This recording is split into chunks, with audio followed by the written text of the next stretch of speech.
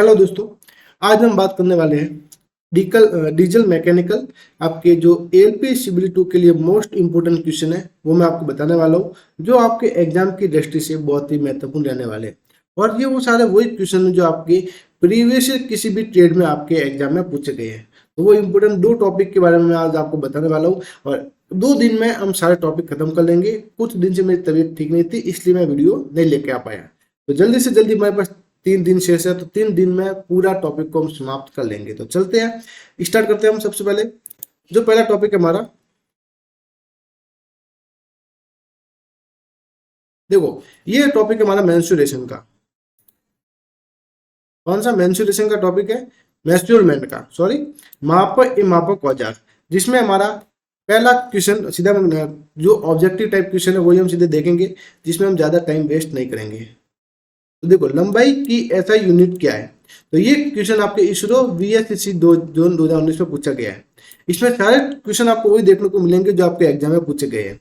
जैसे कि मीटर, इसका सही आंसर है आपके लंबाई की SI unit. Next question, 1 degree में होते हैं, यानी कि 1 डिग्री में कितने मिनट मिनट होते हैं? तो वो होते हैं आपके 60 मिनट, शायद 60 मिनट होते हैं आपके 1 डिग्री में। नेक्स्ट, आरोही क्रम में रखें। तो सबसे पहले क्या आएगा? सबसे पहले आएगा आपका सेंटीमीटर, फिर आपके डेसीमीटर, फिर डेकामीटर, फिर आपका किलोमीटर। ये आपका क्रम होगा ACDB। ये भी आपके एग्जाम में पूछा जा सकता है। नेक्स्ट क्वेश्चन, 18 डिग्री 40 को किस रूप में पढ़ा जाता है? तो वो पढ़ा जाता है आपके 18 डिग्री 40 सेकंड के रूप में पढ़ा जाता है। ये आपको इंपोर्टेंट याद रखना है, क्योंकि इस टाइप के भी आपको क्वेश्चन पूछे जा सकते हैं। नेक्स्ट, तापमान की SI इकाई क्या है? तो तापमान की जो SI इकाई है वो आपके केल्विन है। क्या? केल्विन तापमान की SI इकाई है। ये क्वेश्चन आपको जरूर देखने को मिलेंगे।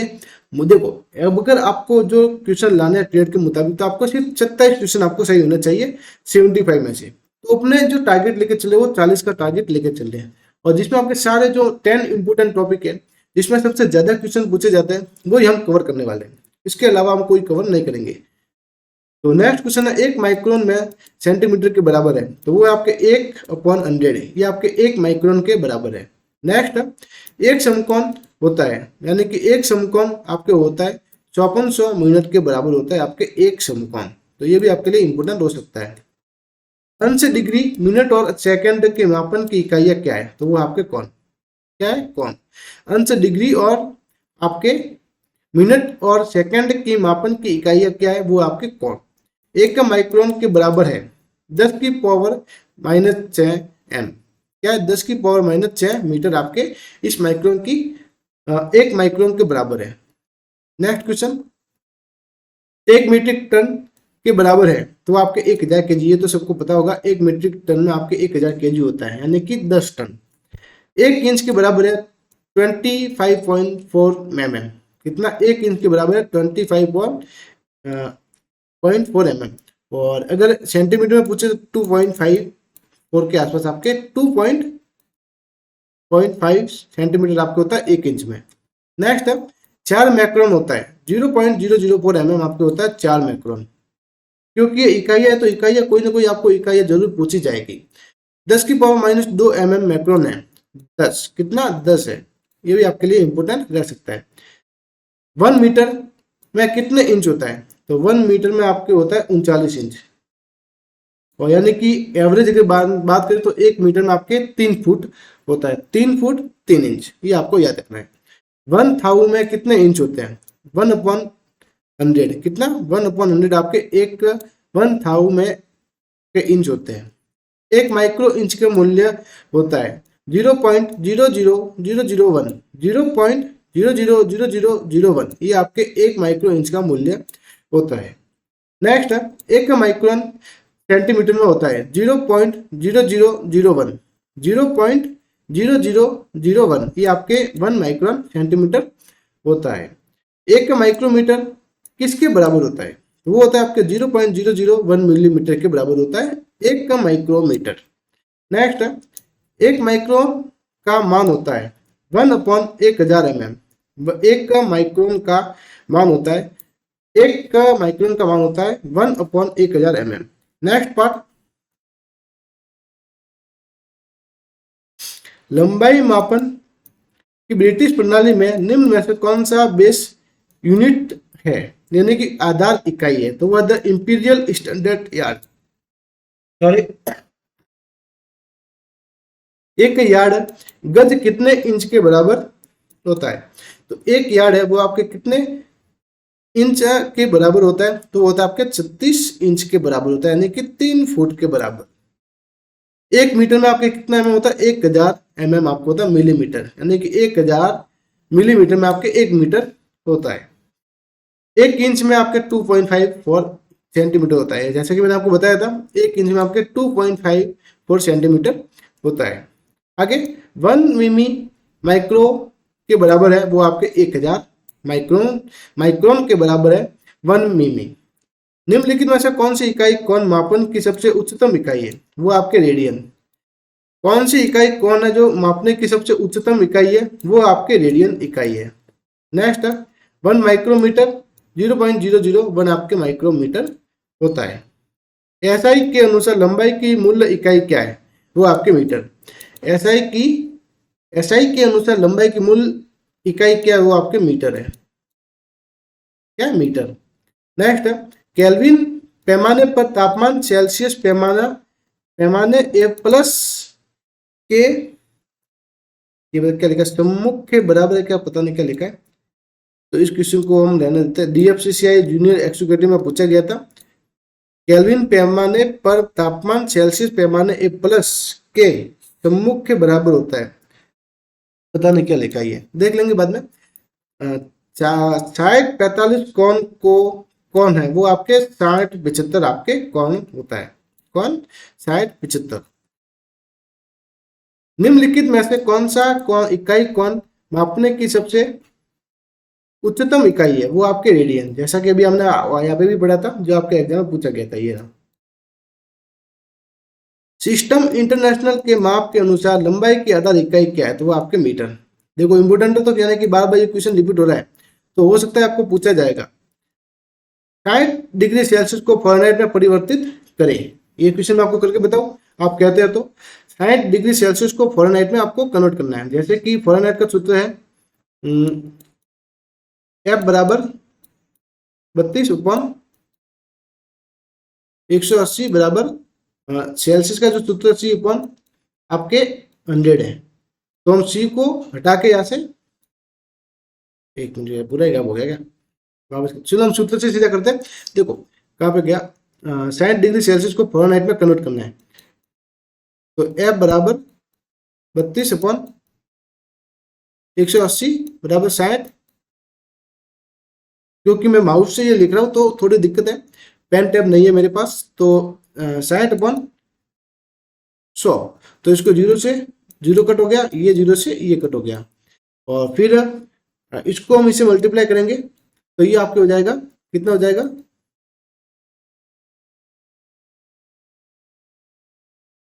108 होगा। बिल्कुल 108 होगा। 108 को 32 माइनस कर लेंगे, क्योंकि इधर देखो इससे ये मल्टीप्लाई हो गया, तो ये वापस इधर चला जाएगा, तो इससे ये माइनस में है, तो ये प्लस में हो जाएगा, तो ये हो जाएगा आपके 140। यहाँ पे 140 आपके राइट आंसर होगा। ये देखो 140 आपके राइट आंसर हो गया। नेक्स्ट है एक माइक्रो, और ये क्वेश्चन आपको कोई ना कोई आपको पूछा जरूर जाएगा। ये क्वेश्चन पूछा जाएगा, यानी कि सेल्सियस से रिगार्डिंग, या फिर इनके जो कोई भी फॉर्मूले के सूत्र है, आपको एक ना एक तो देखने को जरूर मिलेगा ही मिलेगा। तो ये आपको जरूर करना, क्योंकि एक नंबर आपके पक्का यहाँ से रहने वाला है। कितने नैनोमीटर के बराबर होता है? 10⁻³ नैनोमीटर के बराबर होता है 1 माइक्रोमीटर। डिग्री फ़ारेनहाइट में माइनस सेल्सियस को समतुल्य मान है, तो 40 माइनस डिग्री माइनस 14 फ़ारेनहाइट आपके समतुल्य मान है -40 डिग्री का। 1 नैनोमीटर बराबर है 10⁻⁻9 मीटर, आपके 1 नैनोमीटर के बराबर है। 1 मैट्रिक टन पर बार कितना होता है? 1000 किलो। 1000 किग्रा आपके बार जाने के 1000 किलो आपके इसका बार होता है 1 मैट्रिक टन में। तेल का एक बैरल का निम्न लगभग मान है 159। ये भी आपके लिए इंपोर्टेंट है, ये भी पूछा जा सकता है। मात्रक में से ये सबसे इंपोर्टेंट है, क्योंकि एलपी 2007 में पूछा गया था, और ये आपके रेलवे के एग्जाम में ये पूछा जाता ही है। निम्नलिखित में से कौन सा मूल्य इकाई नहीं है? वो आपके दाब। द्रव्यमान आपके मूल इकाई है, समय आपके इकाई है, लंबाई आपके इकाई, दाब आपके इकाई नहीं है। एक क्यूबिक मीटर लगभग क्यूबिक फीट है, वो आपके 35.3147 आपके फीट है, यानी कि 35 आपके एवरेज आपको लेके चलना है। 35 फिर आपके होगा एक क्यूबिक मीटर लगभग। नेक्स्ट क्वेश्चन,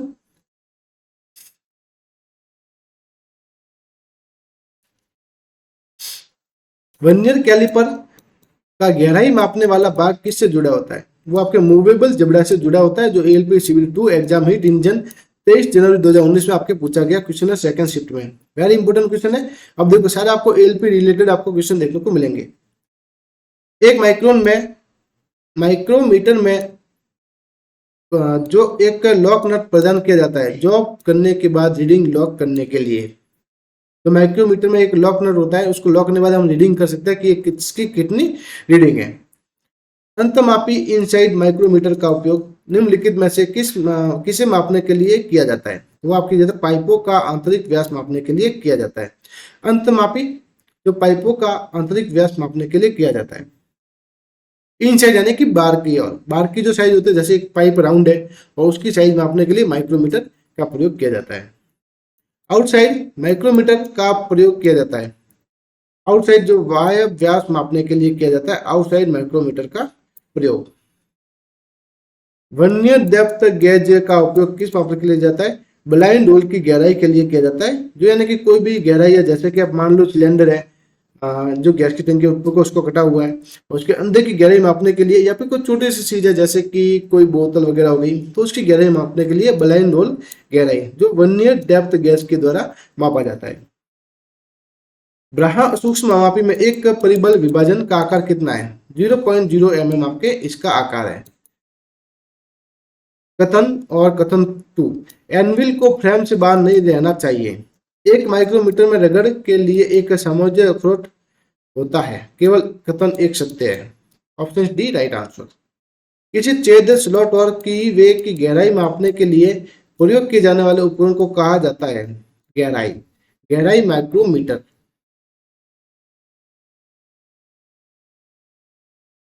एक माइक्रोमीटर जिसमें पेंच स्पिंडल 0.5 mm का अंतराल, पिच और थिम्बल को 50 बराबर भागों में विभाजित किया जाता है, इसकी न्यूनतम गणना क्या है? 0.0 mm इसकी न्यूनतम गणना है। ये भी आपके लिए इंपॉर्टेंट है। अब ऐसा करना कि जो आपको अगर जैसे कि अभी आपके पास लास्ट 3 डेज बचे हैं और आप चाहते हैं कि जो रिलेटेड है वही आप क्वेश्चन पढ़े, तो यानी कि जैसे एएलपी वाले क्वेश्चन हो गए, इनको आपको जरूर पढ़ना है। हो सके आपको टाइम मिले तो बाद में आप ये वाले क्वेश्चन भी आप पढ़ सकते हैं। पहले आप एक बुक में इन क्वेश्चन को जरूर टाइप करना, जो आपके एग्जाम में बहुत यूजफुल रहने वाले हैं। गुनिया का प्रयोग किस कोण को मापने के लिए किया जाता है? गुनिया को क्या बोलते हैं? जो आपके गज होता है, गज जैसे कि एल टाइप का होता है, आपने देखा होगा। जो मिस्त्री लोग होते हैं उनके पास ऐसा आपका होता है, जिनमें नंबर लिखे होते हैं 1 2 3 4, ऐसे भी लिखे होते हैं, जिसकी जो कोण होता है वो 90 डिग्री का आपका होता है। एक तो आपका छोटा होता है उसको गुनिया बोलते हैं, और जो बड़ा होता है उसके गज बोलते हैं। शायद पता होगा क्योंकि हमारे इसी का काम करते तो मुझे पता भी है और मैंने देखा हुआ भी है आईटीआई में। एक माइक्रोमीटर में 0.02 मिमी का ऋणात्मक दोष जब यह 19.51 मिमी मापता है तो सही माप क्या है? तो 19.53 इसका सही माप है। ये तो सीधा सा सवाल है। अगर 2 मिमी ऋण यानी कि गलत बता रहा है तो अपन को 2.53 आपको मान के 2 एक्स्ट्रा लेके चलना है। सीधा सवाल है, कोई दिक्कत नहीं है। एक माइक्रोमीटर का प्ररचित स्टॉप किस उद्देश्य से होता है? एक समान माप दबाव बनाए रखने के लिए होता है। वर्नियर कैलिपर की न्यूनतम गणना को कभी कभी कहा जाता है लिस्ट काउंट, अल्पतमांक कहा जाता है। एक मुख्य स्केल डिवीजन और एक वर्नियर स्केल डिवीजन के मूल्य के बीच भिन्नता का वर्णन करने के लिए मुख्यतः शब्दावली है लिस्ट काउंट। क्या? List count. वर्नियर कैलिपर का न्यूनतम मान 0.02 mm आपके वर्नियर कैलिपर का न्यूनतम मान है। माइक्रोमीटर के बारे में निम्नलिखित कथनों क्या क्या सत्य है? बेरल का अंशांकित सतह व्यास 5 मिमी होना चाहिए। नेक्स्ट क्वेश्चन,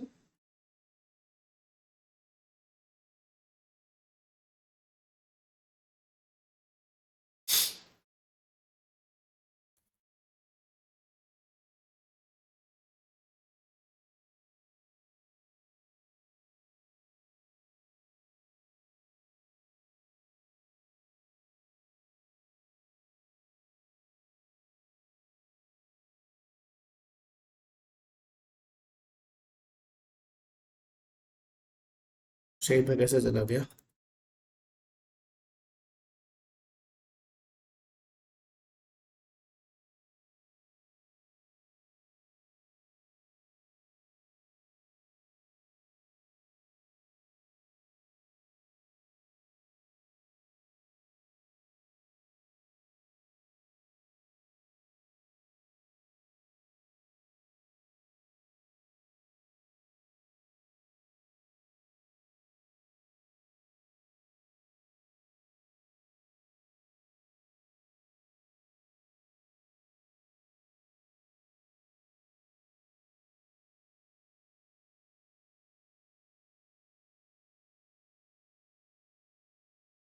तो बाद में देख लेंगे, इसमें जो आगे के उनको देख लेते हैं।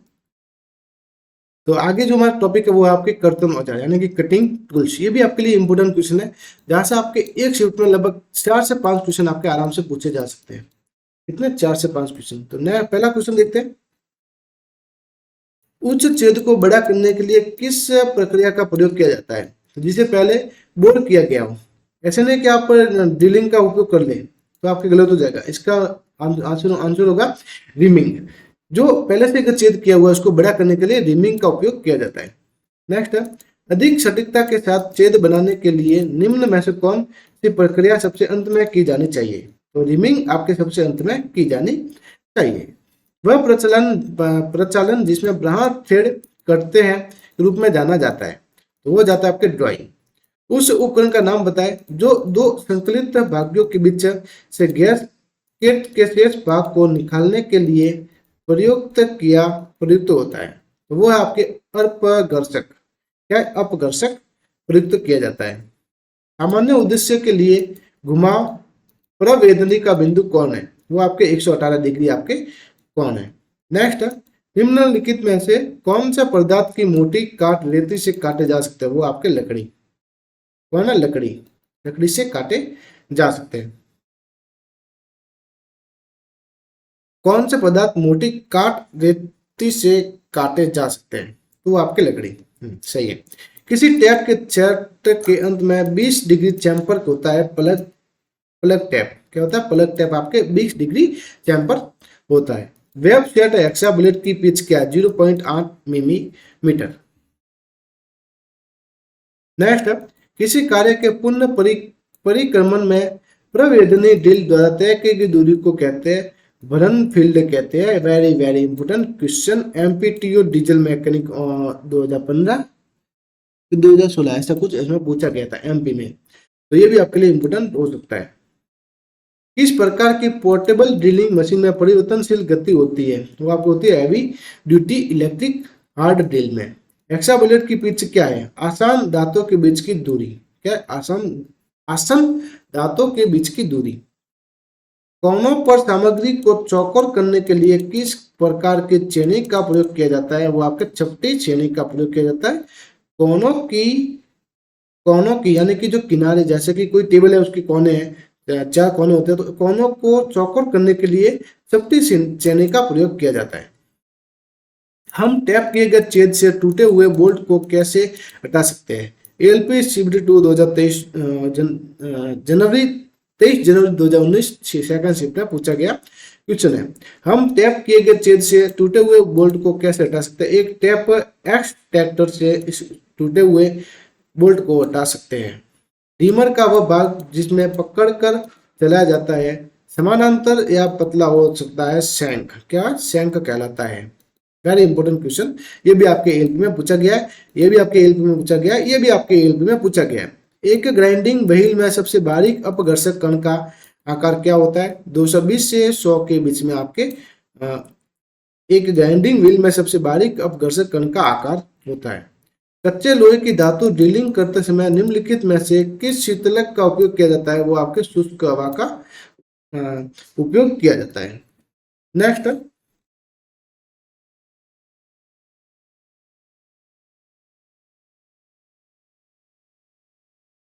अपघर्षक पहिए में सामान्यतः प्रयुक्त नियमित अपघर्षक है एल्यूमिनियम ऑक्साइड। ये भी आपके पूछा गया जनवरी 2019 में। नियमित आकार के अपघर्षक कणों की मदद से वर्कपीस से छोटे चित्रों के रूप में धातु को हटाने की प्रक्रिया कौन सी है? वो आपके ग्राइंडिंग। क्या है, ग्राइंडिंग। की वेज की कटिंग के लिए किस प्रकार की रुखानी सीजल का प्रयोग किया जाता है, वो आपके क्रॉस कट सीजल का प्रयोग किया जाता है। बारीक पिच वाले दांतों वाले एक्सल ब्लेड निम्नलिखित में से किस पर अधिक प्रभावी होते हैं? पतली धातु। टेपर शैंक ड्रिल मशीन को मशीन पर किसके माध्यम से लगाया जाता है? वो आपके स्लीव के माध्यम से लगाया जाता है। 60 डिग्री से अधिक माप वाले कोनों को और कोनों को रेतने के लिए किस प्रकार की रेती का प्रयोग किया जाता है? ट्रायंगुलर फाइल त्रिभुजाकार रेती का प्रयोग किया जाता है। जैसे कि आपने देखा होगा, ये आपके इस टाइप की रेत होती है जो त्रिभुजाकार होती है। इससे आपके कोनों को कोनों को फाइल को करने के लिए इसका प्रयोग किया जाता है।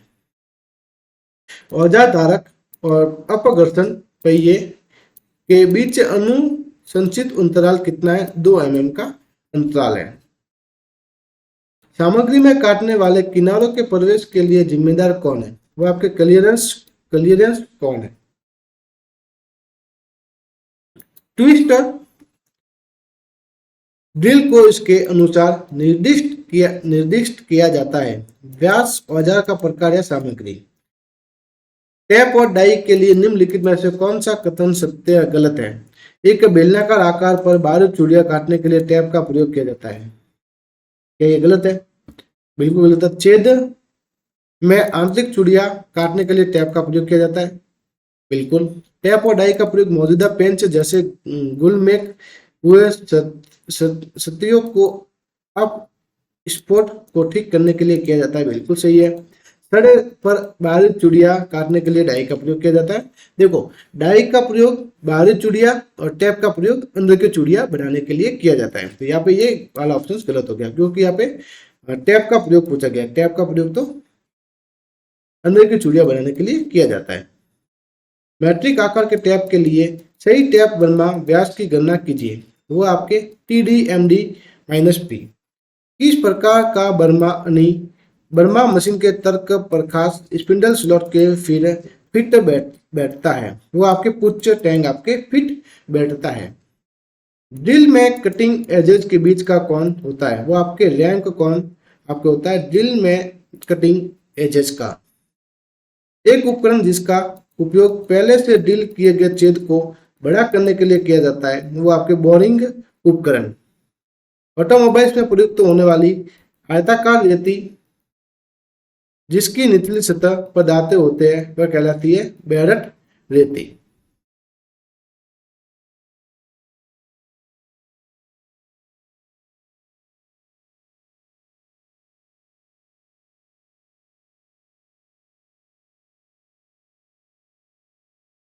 बीच दूरी धातु काट आदि पलंग का अंतराल हेक्साब्लेड की पिच कहलाती है।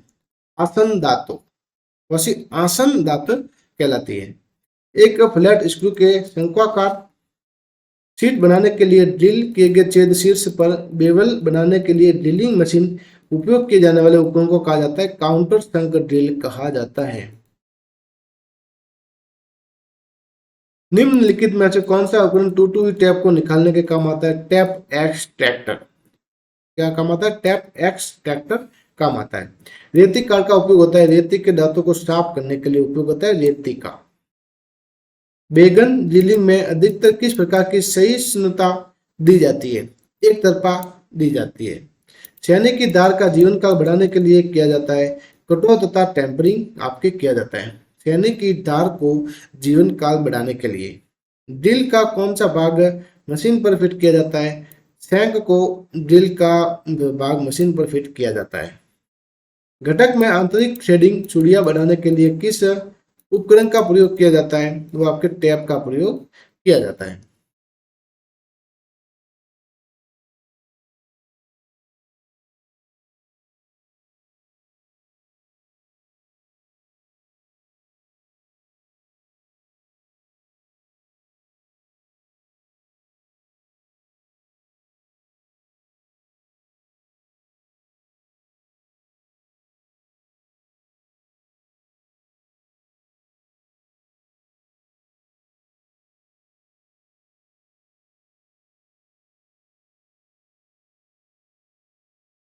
एक ही बार में कई छेदों को ड्रिल करने के लिए किस ड्रिलिंग मशीन का प्रयोग किया जाता है? मल्टी स्पिंडल ड्रिलिंग मशीन का प्रयोग किया जाता है एक ही बार में कई ड्रिलिंग के लिए। निम्नलिखित में से किस धातु को रीमिंग के दौरान शीतलक आवश्यकता नहीं होती? कास्ट आयरन पर। रफ फाइल का प्रयोग किया जाता है लकड़ी पर। ग्राइंडिंग तरल पदार्थ का प्रयोग किया जाता है पहिए को लहू होने से रोके। एक टैप ड्रिल आकार का चयन होता है वो आपके मेजर व्यास। बाहरी थ्रेड को काटने के लिए प्रयुक्त काटने वाले उपकरण को कहते हैं डाई। बाहरी थ्रेड को काटने वाले यानी कि जो बाहर की चूड़ियां बनाने के लिए उनको कहते हैं डाई कहते हैं। इसी फाइल की कटिंग क्रिया निर्भर होती है ऊपर के सभी दांतों का कट और अंतराल, फाइलों पर धातु की व्यवस्था, फाइलों की साइज और शेप। ड्रिलिंग के लिए उपयुक्त कटिंग एवं एमएम प्लेट है घुलनशील ऑयल। जिंक मिश्र धातु के लिए ड्रिल बिंदु कौन का प्रयोग किया जाता है? 118 डिग्री। एएलपी में आपके पूछा गया, आप देख सकते हैं यहाँ पे। और अगर आपको यकीन नहीं होता तो आप उसके प्रीवियस ईयर क्वेश्चन की पीडीएफ आप चेक कर सकते हैं। 12 मिलीमीटर से कम व्यास वाले सिंध शंक ड्रिल को पकड़ने के लिए निम्नलिखित में से किसका प्रयोग किया जाता है? वो किया जाता है आपके ड्रिल चक का प्रयोग किया जाता है। आंतरिक घुमावदार सतहों के लिए किस प्रकार के फाइल का प्रयोग किया जाता है? तो आपके हाफ राउंड फाइल का प्रयोग किया जाता है। देखो ज्यादा से ज्यादा आपके एलपी में इसी टॉपिक से आपके क्वेश्चन पूछे गए हैं और ये सबसे इंपॉर्टेंट है। तो ये देखो ये आपके मोटर मैकेनिक व्हीकल के क्वेश्चन में आपको यहाँ पे देखने को मिल रहे हैं, तो ये आपके लिए सबसे इंपॉर्टेंट रहने वाला है। छेनी सामग्री को तब खोदेगी जब झुकाव कोण अधिक होगा। Taper shank drill machine spindle हटाने के लिए ड्रिफ्ट का प्रयोग किया जाता है। किसका ड्रिफ्ट का प्रयोग किया जाता है? स्पिंडल से हटाने के लिए। निम्नलिखित में से किसको रिमिंग के दौरान शीतलक की आवश्यकता नहीं होती? कच्चा लोहा को आवश्यकता नहीं होती। मुझे लगता है आप क्वेश्चन आपके थोड़े ऊपर नीचे हो गए हैं, यानी कि बाद वाले क्वेश्चन पहले आ गए और पहले वाले क्वेश्चन बाद में आ गए, कोई दिक्कत नहीं है। एक डाई एक बाहरी थ्रेड काटने का उपकरण होता है। देखो इससे ये टॉपिक है क्योंकि मेरा इसमें सबसे ज्यादा फायदा होने वाला है, क्योंकि मैं आपको पढ़ाऊंगा तो मेरा सबसे ज्यादा रिवीजन होगा और मुझे अच्छा बेनिफिट मिलेगा और आपको भी साथ साथ आपको भी बेनिफिट मिलने वाला है, क्योंकि जो मैं पढ़ रहा हूँ और मैं पढ़ूंगा तो मैं जो पढ़ूंगा तो मेरे लिए फायदे होगा वही मैं पढ़ूंगा। ऐसा तो नहीं है कि मैं मेरे लिए कुछ और पढ़ूंगा और आपके लिए कुछ और पढ़ूंगा। मैं भी यानी 10 टॉपिक को पढ़ने के लिए पूरी जोर मेहनत लगा रहा हूँ। बृहद थ्रेड को काटने के लिए प्रयुक्त कर्तन उपकरण है वो आपके डाई।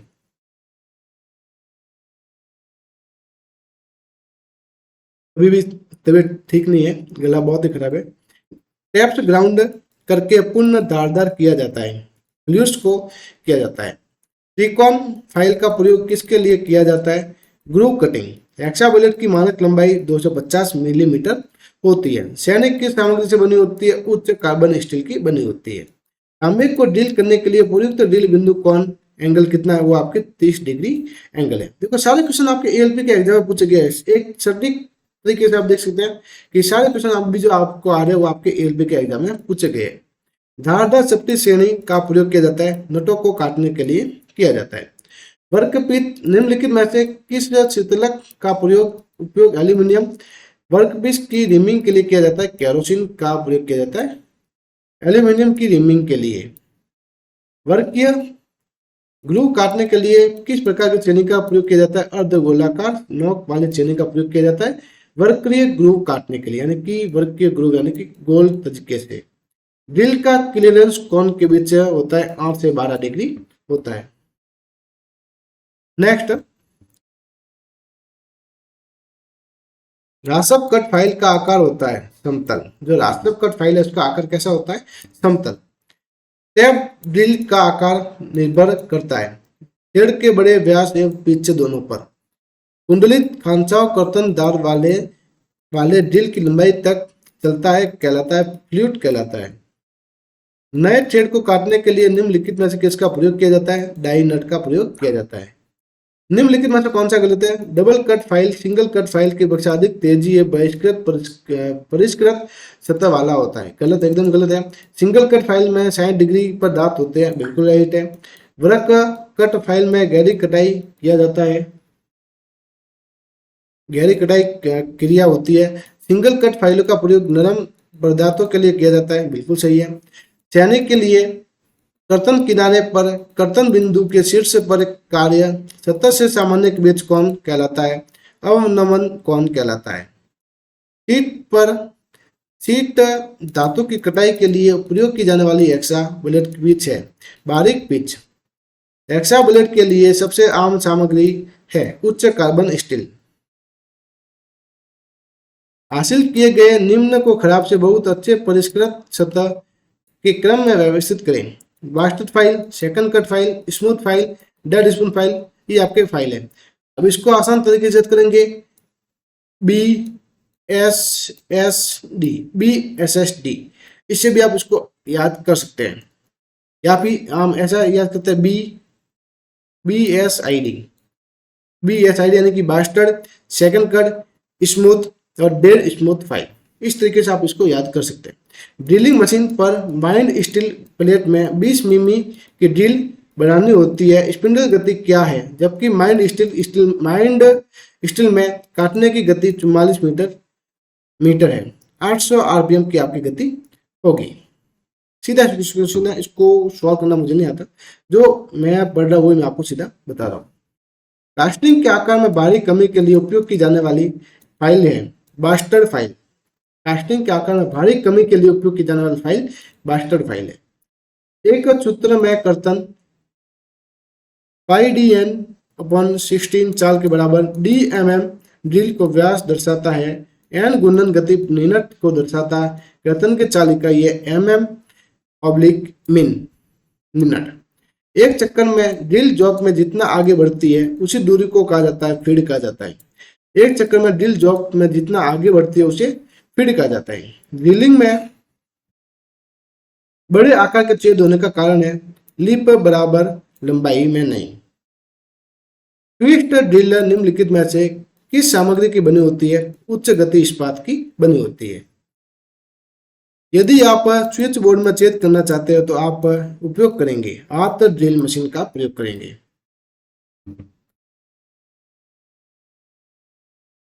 दो पेज और बाकी है। ड्रिल चक को माध्यम से ड्रिलिंग मशीन स्पिंडल पर लगाया जाता है। ऑर्बर ड्रिल चक को ऑर्बर के माध्यम से ड्रिलिंग मशीन में स्पिंडल में लगाया जाता है।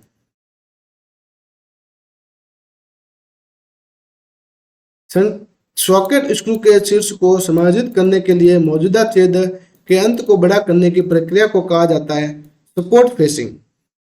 सामान्य उद्देश्यों के लिए इस्तेमाल की जाने वाली ट्विस्ट ड्रिल बिंदु कौन है? वो आपके 118। एक छेद जो एक निर्दिष्ट गहराई तक ड्रिल किया जाता है और उसे वर्कपीस की पूरी गहराई ड्रिल में नहीं किया जाता, उसे छेद को कहा जाता है ब्लाइंड कहा जाता है। ड्रिल किए गए छिद्र के खुले सिरे से शंक्वाकार रिसेस बनाने की क्रिया है काउंटर सिंकिंग प्रक्रिया। सामान्य उद्देश्य के लिए प्रयुक्त ड्रिल बीट में मानक हेलिक्स कौन है? 27 डिग्री, 27.5 डिग्री। यदि मृदु इस्पात की कर्तन गति 20 मीटर मिनट है तो 20 मिमी के ड्रिल बीट के लिए अपेक्षित गुणन गति क्या होगी? 320 RPM। एक छेद में टैंपिंग के लिए छेद का आकार होना चाहिए नल के कोर व्यास के बराबर। थ्रेडिंग डाइस में होते हैं डाई स्टॉक। टैंपिंग छिद्र का आकार टैप के आकार का होना चाहिए, टैप के आकार से कम होना चाहिए। टैंपिंग छिद्र का आकार टैप के आकार से कम होना चाहिए। क्षतिग्रस्त या जंग युक्त थ्रेड को ठीक करने के लिए निम्नलिखित में से किसका प्रयोग किया जाता है? वो आपके डाई नट का प्रयोग किया जाता है। टेपर टैप बॉटम के कितने दांत झुके होते हैं? 7 से 10 दांत झुके होते हैं। प्रथम टैप द्वितीय टैप पर तथा तृतीय टैप के अंतर है टेपर लीड। आकार M12 × 1.75 के टैप ड्रिल में छिद्र का आकार होता है 9.86 मिलीमीटर।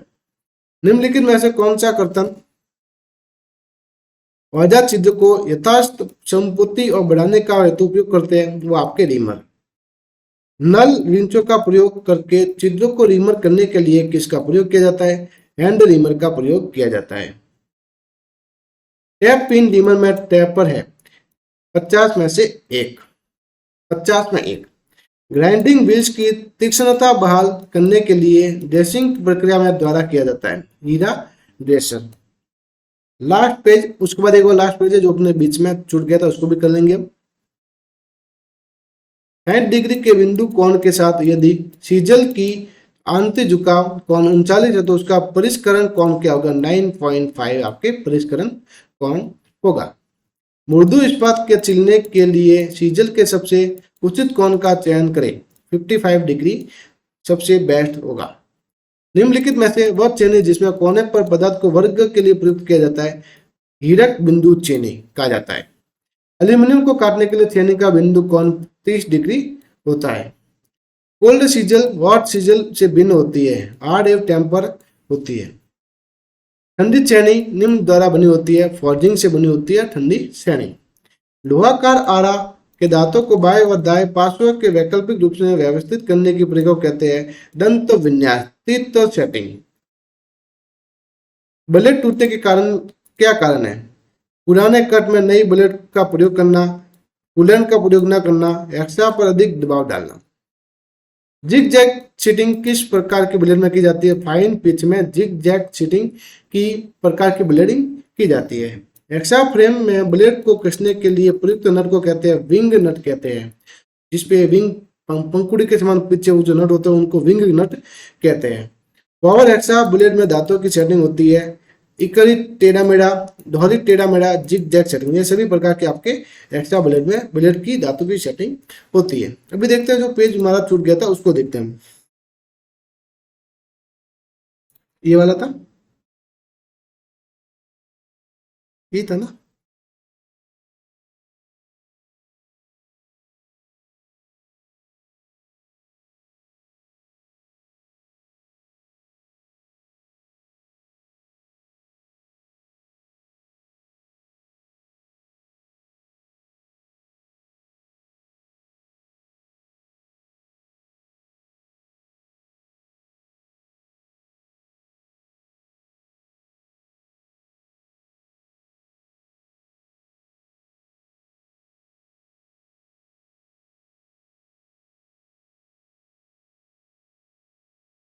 यहाँ पे दूसरे पेज को ले लेते हैं।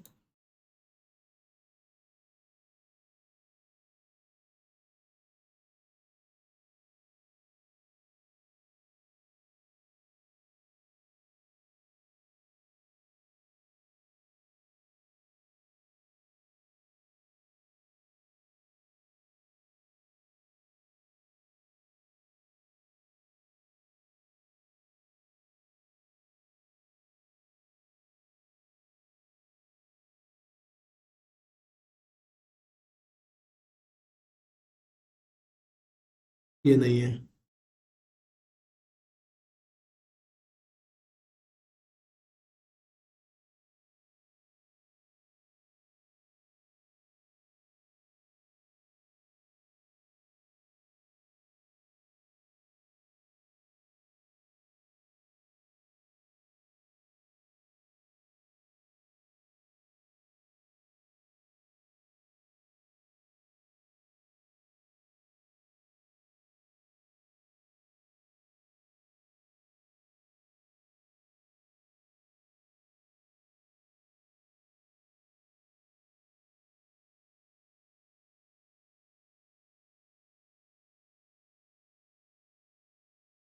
ये वाला था, तो आगे ये पेज, इसको हम कवर कर लेते हैं। मापने की इकाई गहराई माइक्रोमीटर प्रयुक्त किए जाते हैं खांचे एवं रिसेसो झिरी की गहराई। निम्नलिखित में से कौन सा प्रत्यक्ष माप उपकरण का एक प्रकार नहीं है? साधारण कैलिपर। वर्नियर कैलिपर का कौन सा भाग आंतरिक और बाहरी माप को मापने के लिए प्रयोग किया जाता है? चल जबड़ा का प्रयोग किया जाता है। बाहर के माइक्रोमीटर में थिम्बल के एक पूर्ण रोटेशन में दूरी द्वारा कवर की गई दूरी कितनी है? 0.5 मिलीमीटर। बाहरी माइक्रोमीटर के एनविल में कौन सी सामग्री का प्रयोग किया जाता है? वो आपके कार्बाइड का प्रयोग किया जाता है। एक्स के रूप में चिन्हित भाग का नाम क्या है? इसका नाम है गहराई मापने वाला ब्लेड। माइक्रिक माइक्रोमीटर का अपवर्त माप क्या है? 0.01 mm। आंतरिक और बाहरी माप को मापने के लिए वर्नियर कैलिपर का किस भाग का प्रयोग किया जाता है? मूवेबल जॉ का प्रयोग किया जाता है। बाहर के माइक्रोमीटर में कितने समान थिम्बल डिवीजन बनाए जाते हैं? 50 डिवीजन बनाए जाते हैं। वर्क पिच के अंदर बाहर और गहराई मापने के लिए किस मापक यंत्र का प्रयोग किया जाता है? वर्नियर कैलिपर का प्रयोग किया जाता है। आंतरिक पुर्जे की आंतरिक विमाएं जैसे किसी छिद्र या ट्यूब का आंतरिक व्यास मापने के लिए उपकरण का प्रयोग किया जाता है, वो आपके अंतमापी माइक्रोमीटर। किसी माइक्रोमीटर के निम्न में कौन सा पुर्जा कार्य पर अतिरिक्त भार के अनुप्रयोग को रोकता है? रेशेट स्टॉप। स्टील रूल की सबसे कम गिनती, देखो आपके फर्स्ट शिफ्ट सेकंड शिफ्ट दोनों में आपके पूछा गया है 21 जनवरी 2019 की शिफ्ट में। एक ही क्वेश्चन, स्टील रूल की सबसे कम गिनती 0.50 mm। निम्नलिखित में से प्रत्यक्ष मापन उपकरण कौन सा है? Steel rule. एक संयोजक सेट का हिस्सा नहीं है। स्लिप गेज कॉम्बिनेशन सेट का एक यंत्र है जिसके पास सेंटर हेड, स्क्वायर हेड और बेवल प्रोटेक्टर सभी है। हर्माफ्रोडाइट कैपिपर का उपयोग है किनारे पर समांतर रेखा बनाना। तो देखो ये सारे क्वेश्चन मैंने आपको करा दिए। तो ये टोटल कितने क्वेश्चन है वो मैं आपको एक बार वापस बता देता हूँ। टोटल क्वेश्चन जो अपने जो पढ़े हैं वो है 126, तो आपके वो हो गए जो कटिंग वाले, और दूसरे है आपके ये आपके 85, यानी कि कम से कम हमने जो क्वेश्चन पढ़े वो आपके 200 प्लस क्वेश्चन हमने पढ़े दो टॉपिक से। तो इनमें से आपको कम से कम अगर मैं एक शिफ्ट में अगर बात करूं तो कम से कम अगर आपके 6 से 5-7 क्वेश्चन आपको एक शिफ्ट में देखने के चांस बन सकते हैं, कम से कम एक शिफ्ट में। और ज्यादा क्वेश्चन आपको जो कटिंग टूल से वहां से आपको 3 से 4 क्वेश्चन देखने की पॉसिबिलिटी बन सकती है। तो ये सारी क्लास आपको कैसी लगी? बाकी आप चाहते हैं नेक्स्ट क्लास कंटिन्यू होनी चाहिए तो वीडियो को ज्यादा से ज्यादा शेयर करना। तो जल्दी से जल्दी मैं आपको 2 दिन में सारी क्लास आपके कंप्लीट करा देंगे। जो भी अभी हमारे पास जो टॉपिक होंगे वो आपके 7 या 8 टॉपिक हमारे पास बाकी है। जो सबसे मेन टॉपिक हमारे रहने वाले वो इंजन से रिलेटेड है, वो रहने वाला है, उससे और भी ज्यादा आपके क्वेश्चन पूछे जाएंगे। तो नेक्स्ट वीडियो में जल्द मिलेंगे। जय हिंद, जय भारत।